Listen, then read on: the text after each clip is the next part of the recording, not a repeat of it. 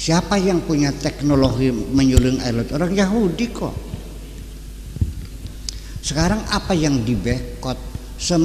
Hampir semua temuan teknologi, apakah itu IT, apakah itu kosmologi, apakah itu semua teknologi sampai tentang nuklir segala macam, itu semuanya orang Yahudi. Apa yang mau dibekot?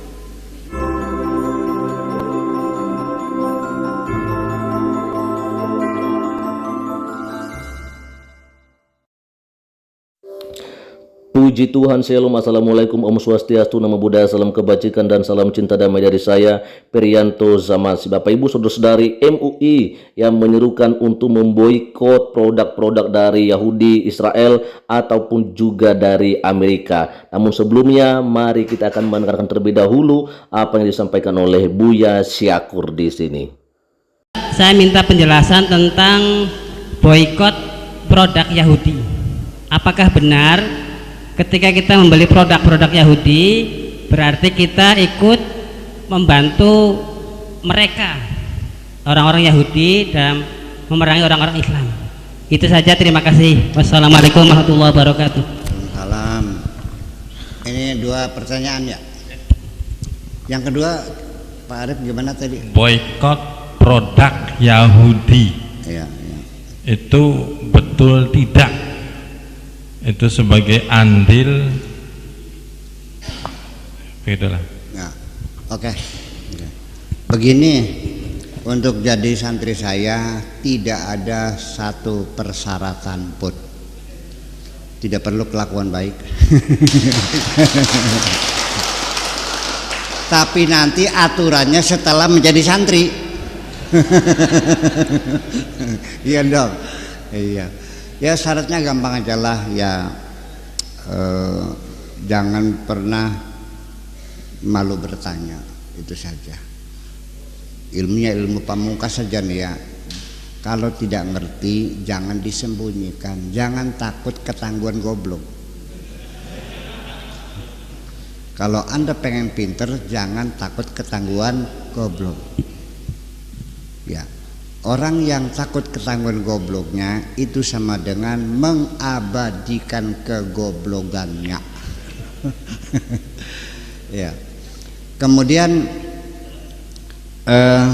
produk Yahudi ini persoalan embargo yang produk-produk itu saya kira ya bisa diakalin kok semuanya. Dulu produk Taiwan dicekal oleh Cina daratan ya gitu. Ya tetap aja dibawa ke Singapura, distempel made in Singapura, selesai kok. Ya. Bagaimana mau apa namanya? Mengembargo ya? Memboikot ya, begitu embargo, memboikot produk Yahudi. Yang Saudi Arabia saja bisanya kecukupan air berlimpah ruah, itu kan teknologi penyulingan air laut. Siapa yang punya teknologi menyuling air laut? Orang Yahudi kok. Sekarang apa yang dibekot? Hampir semua temuan teknologi, apakah itu IT, apakah itu kosmologi, apakah itu semua teknologi sampai tentang nuklir segala macam, itu semuanya orang Yahudi. Apa yang mau dibekot? Iya kan? Kalaupun orang Yahudi ya minimal ada turunan darah Yahudinya.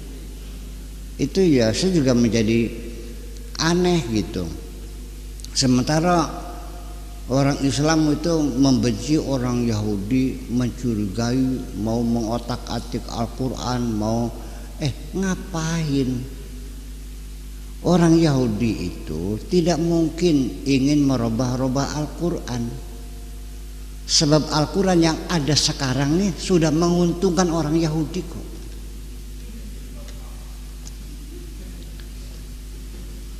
Al-Quran yang menjelaskan bahwa Palestina itu tanah airnya orang Yahudi.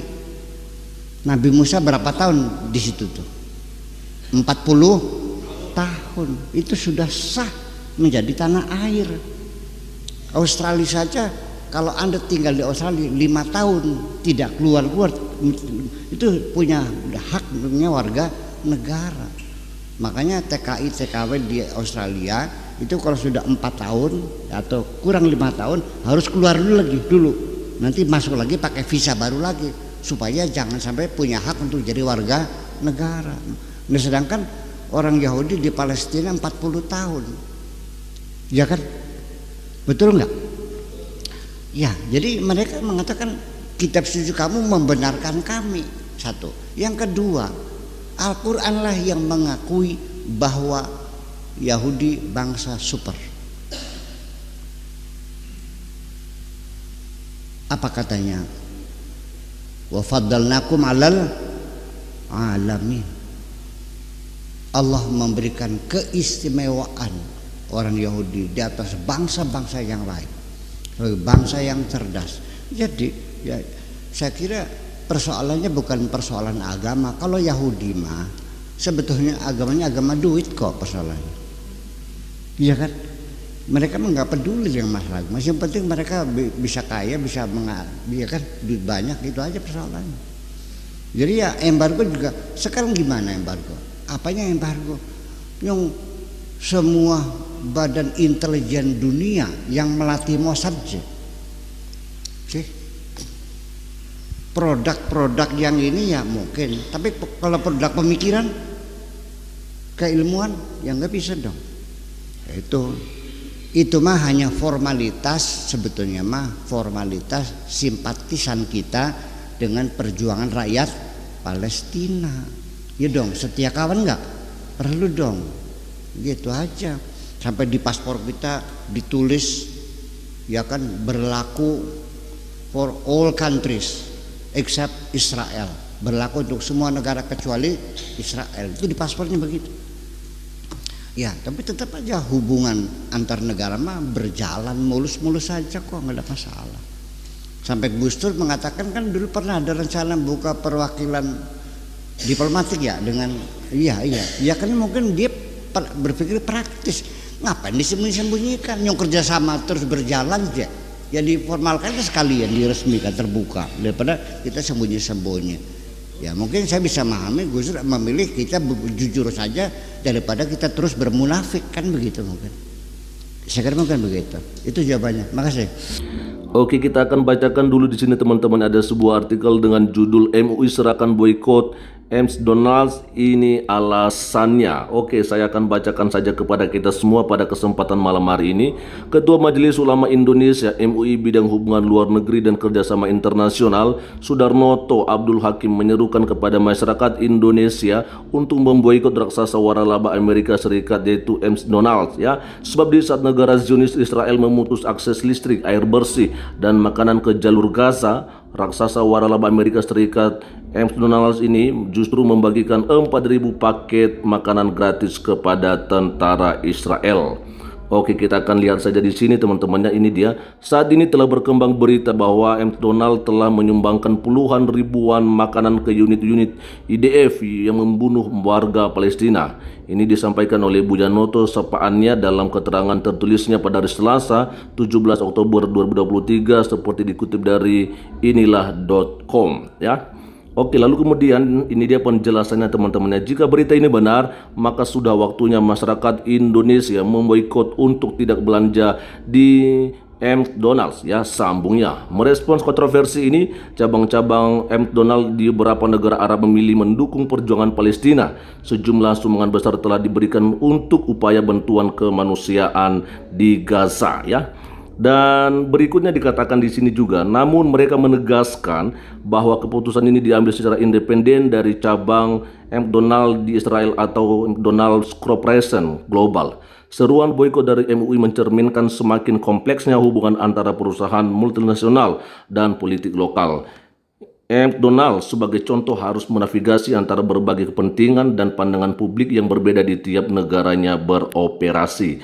Lalu berikutnya, seruan boikot dari MUI berpotensi mempengaruhi reputasi dan penjualan perusahaan di Indonesia, sebuah negara dengan populasi muslim mayoritas dan yang umumnya simpatik terhadap perjuangan Palestina. Dan ini bagian terakhir ya, ini dia. Indonesia adalah salah satu negara yang selalu mendukung dalam aksi memboikot produk-produk Israel ataupun yang berafiliasi dengan Israel. Misalnya saja seruan Presiden Republik Indonesia Joko Widodo pada 2016 silam yang mengajak masyarakat internasional untuk memboikot produk-produk Israel dalam sebuah pernyataan bersama Presiden Abbas dan Sekjen Oki di GCC. Nah, kira-kira bagaimana komentarnya nih teman-teman ya? Tadi dengan apa yang disampaikan oleh Buya Syakur, semoga saja ada yang bisa memberikan tanggapan-tanggapan yang luar biasa juga, karena jelas saja bahwa Buya Syakur memang harus sejujur-jujurnya untuk menyampaikan apa kenyataannya, bukan seperti kadrun-kadrun pada umumnya. Oke ya, jadi sekian saja dulu untuk malam hari ini dan Tuhan Yesus memberkati kita semua. Shalom. Assalamualaikum, Om Swastiastu, Namo Buddhaya, salam kebajikan dan salam cinta damai dari saya Perianto Zamasi.